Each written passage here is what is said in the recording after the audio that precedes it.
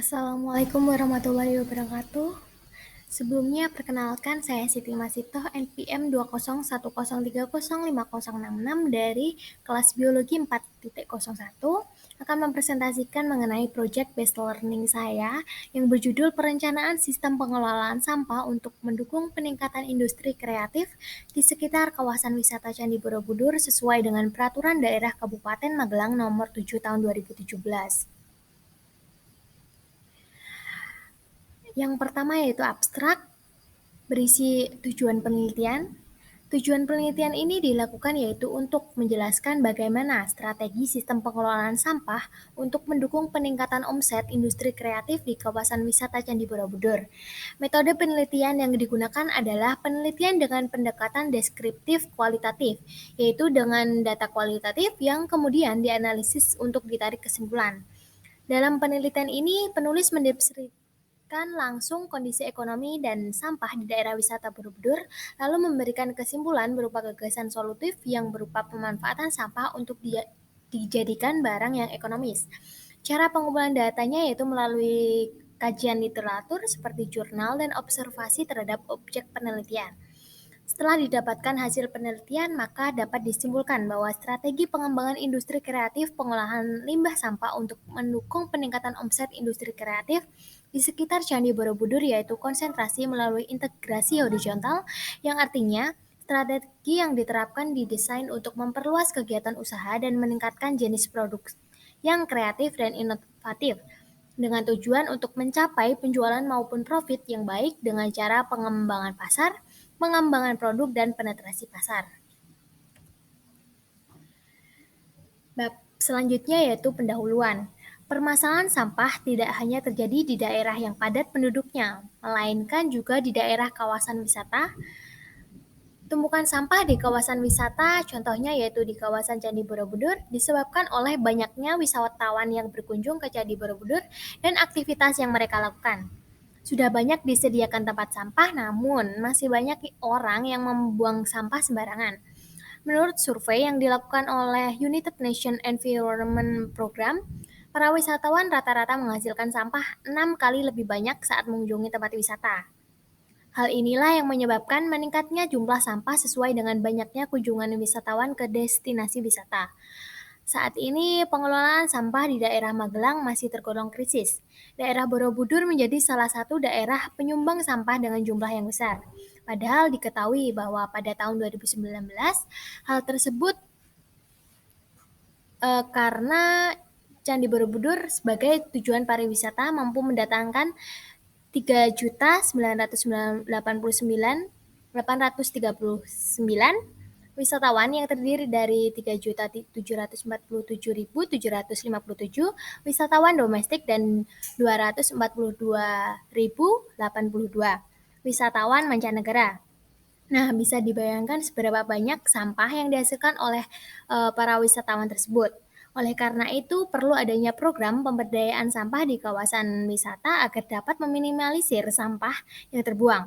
Hal tersebut telah ditetapkan oleh Peraturan Daerah Kabupaten Magelang Nomor 7 Tahun 2017 bahwa pengelola kawasan pemukiman, kawasan komersial, kawasan industri, kawasan khusus, fasilitas umum, fasilitas sosial, dan fasilitas lainnya wajib menyediakan fasilitas pemilahan sampah, menyediakan lokasi dan fasilitas TPS yang mudah diakses oleh angkutan sampah, meminimalkan jumlah sampah yang dihasilkan, dan bertanggung jawab terhadap sampah yang ditimbulkan dari aktivitas kegiatannya.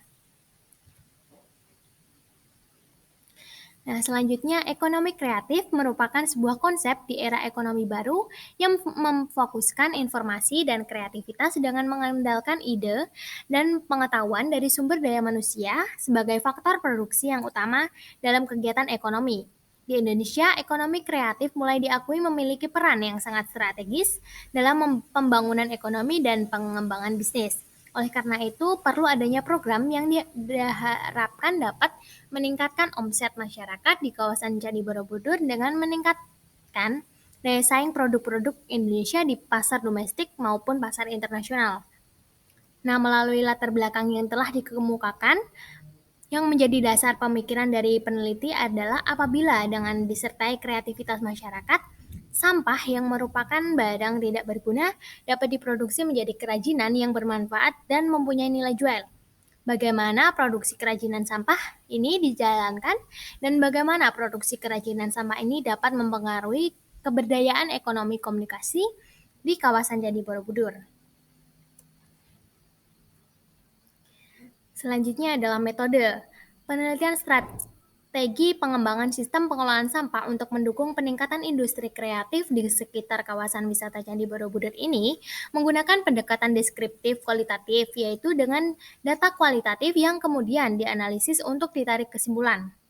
Dalam penelitian ini, penulis mendeskripsikan langsung kondisi ekonomi dan sampah di daerah wisata Borobudur, lalu memberikan kesimpulan berupa gagasan solutif berupa pemanfaatan sampah untuk dijadikan barang yang ekonomis.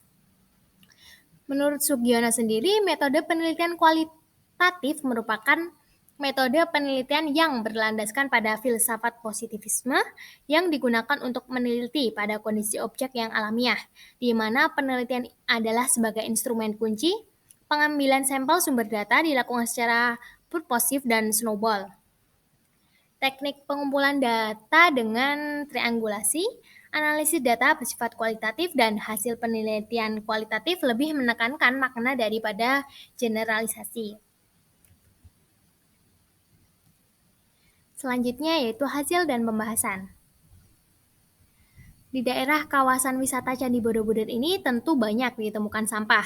Hampir di seluruh desa di Kecamatan Borobudur ditetapkan sebagai desa wisata yang biasa dikenal dengan sebutan Balai Ekonomi Desa atau biasa disebut dengan Balkondes. Balkondes ini memiliki pengunjung setiap harinya yang tentu saja hal ini akan berdampak pada banyaknya sampah yang dihasilkan dari kedatangan pengunjung tersebut. Untuk mengatasi masalah tersebut diperlukan tindakan untuk mengolah sampah agar dapat dimanfaatkan untuk keperluan industri kreatif di sekitar kawasan wisata Borobudur. Sampah jika ditangani dengan benar akan menghasilkan sebuah produk yang bernilai ekonomis seperti kerajinan tangan ataupun souvenir.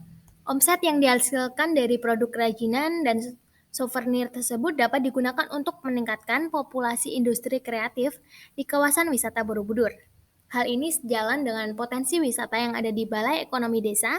Dengan adanya kedua potensi tersebut, maka dapat menciptakan peluang bagi masyarakat Borobudur untuk memanfaatkan sampah, sehingga industri kreatif dan wisata dapat menggerakkan perekonomian masyarakat menjadi lebih maju. Pengelolaan sampah yang baik pada dasarnya sangat membutuhkan peran aktif dari masyarakat seperti dalam mengurangi jumlah sampah, memilah jenis sampah sampai menjadikan sampah menjadi lebih bermanfaat. Hal pertama yang dapat dilakukan dalam pengelolaan sampah adalah pemisahan dan pemilihan sampah. Pada dasarnya sampah dibagi menjadi dua, yaitu sampah organik maupun sampah anorganik. Pemisahan dan pemilahan sampah ini adalah kegiatan sederhana dan mudah untuk dilakukan. Namun hal tersebut merupakan tahapan yang sangat penting dalam pengelolaan dan pengolahan sampah karena dengan begitu akan lebih memudahkan untuk pemilihan dan penggunaan kembali jenis sampah sesuai dengan manfaatnya.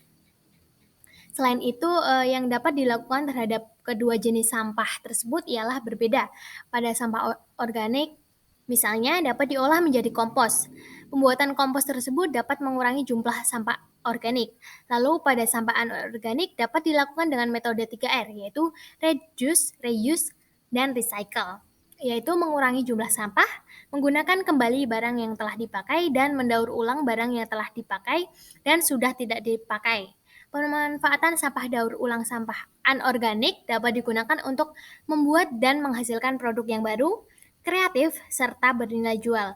Contohnya dapat mengolah sampah anorganik ini menjadi produk kerajinan tangan, barang-barang yang dapat digunakan sehari-hari, paving block, dan lain sebagainya. Nah, untuk menghasilkan produk kerajinan yang berkualitas pada saat memilih bahan baku ada beberapa hal yang perlu diperhatikan. Dari mulai mengolah bahan baku sampai pada tahap membuat produk, bahan baku yang digunakan untuk daur ulang sampah anorganik adalah sampah botol plastik, bekas air mineral, atau bekas minum lainnya, plastik bekas pembungkus makanan, kertas bekas, dan lain-lain. Produk kerajinan tersebut nantinya dapat dijual oleh masyarakat sekitar kawasan wisata Borobudur dan dapat menjadi sumber penghasilan tambahan bagi warga sekitar. Nah, ketika banyak produk yang terjual, maka penghasilan masyarakat di sekitar kawasan Borobudur juga akan bertambah. Selanjutnya, yang dapat dilakukan adalah melakukan pemasaran untuk memasarkan produk yang telah dihasilkan. Hal tersebut dilakukan untuk memperkenalkan dan menarik perhatian pelanggan terhadap produk kerajinan yang sudah dihasilkan. Nah, berhubung tempat pemanfaatan sampah terletak pada kawasan wisata Borobudur, maka masyarakat sekitar memiliki peluang untuk memasarkan dan menjualkan produknya tersebut kepada wisatawan yang berwisata di Borobudur dan sekitarnya. Pemasaran ini juga dapat dilakukan melalui online agar jangkauan pasarnya dapat lebih luas hingga ke seluruh Indonesia atau bahkan ke mancanegara. Nah, yang terakhir yaitu kesimpulan. Kawasan wisata Candi Borobudur setiap harinya menjadi tempat berkumpulnya banyak orang. Hal tersebut tentunya akan menimbulkan beberapa dampak seperti menumpuknya sampah. Menumpuknya sampah ini yang dihasilkan di kawasan wisata Candi Borobudur tentu harus secepatnya dicarikan solusi agar dampak yang ditimbulkan nantinya tidak terlalu buruk. Oleh karena itu, melalui penelitian ini, saya akan menganalisis dan mencari solusi untuk permasalahan tersebut. Dengan meningkatkan pengetahuan dan kepedulian pengunjung maupun masyarakat di kawasan wisatanya di Borobudur terhadap sampah dapat memberi dampak positif seperti perubahan dan kemajuan perilaku ekonomi masyarakat sekitar Borobudur di bidang pariwisata. Pemanfaatan sampah tidak hanya dapat memberi keuntungan ekonomi, namun juga keuntungan bagi lingkungan yang menjadi bersih. Nah, yang terakhir yaitu daftar pustaka yang saya gunakan untuk menyusun penelitian kali ini. Terima kasih. Mohon maaf apabila ada kesalahan. Wassalamualaikum warahmatullahi wabarakatuh.